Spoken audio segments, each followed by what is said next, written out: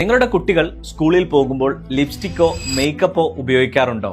എങ്കിൽ ഈ വാർത്ത നിങ്ങൾ തീർച്ചയായും അറിഞ്ഞിരിക്കണം. സംസ്ഥാനത്തെ സ്കൂളുകൾ ലിപ്സ്റ്റിക് ഫ്രീ ക്യാമ്പസ് ആക്കാൻ ഒരുങ്ങുകയാണ് ശിശുക്ഷേമ സമിതി.